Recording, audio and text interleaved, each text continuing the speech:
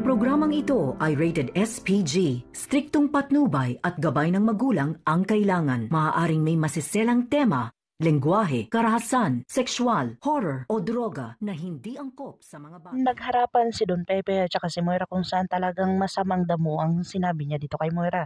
Dito na nga pinagmumura ni Don Pepe itong si Moira kung saan makakalaya siya. Dito ay uunahin niya talaga itong si Moira at talagang siya mismo sa sarili niya ang gagawa noon.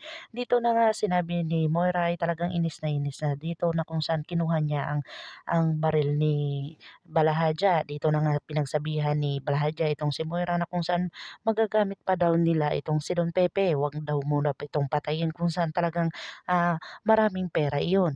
Dito na nga mukhang pera itong si Balahadja kaya napigilan niya itong si Moira.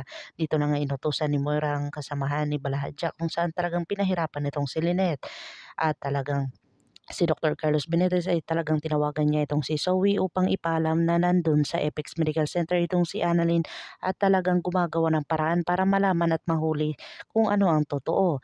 Dito na nga napaisip si Zoe sa kanyang mangyayari kung wala naman daw makukuhang ebidensya si Annalyn kung saan naiwan niya ang kanyang cellphone sa front desk.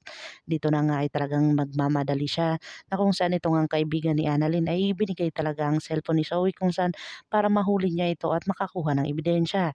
Dito nga nakita ni Joy ang kanyang kaibigan na si Annalyn na kung saan talagang sinabi niya din dito kay Zoe. Sinabi ni Joy na talagang kinuha ni Annalyn itong cellphone na kung saan talagang hinabol ito ni Zoe. Dito na nagkaroon ng kaguluhan sa FX Medical Center kung saan hinahanap ni Zoe itong si Annalyn. Dito na nga nasagot ni Annalyn ang mga tawag na kung saan ito ngang si Moira ay talagang mag-uusap daw sila ni Zoe at ite-text niya kung saan lugar sila magkikita.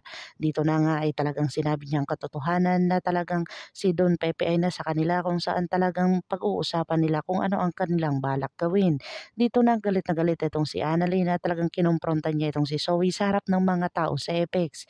Dito na ikinagulat ni Zoe at kung saan tinawagan niya ang kanyang amang si Dr. Carlos Benitez at talagang nagsumbong ito at talagang gumagawa daw ng paraan itong si Dr. Carlos para patahimik itong si Annalyn.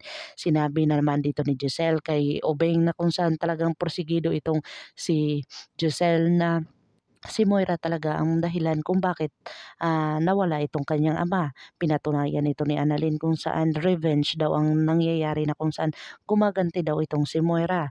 Dito na pakakabangan natin ang mga susunod pa na episode na ito. Ang abot kamay na pangarap.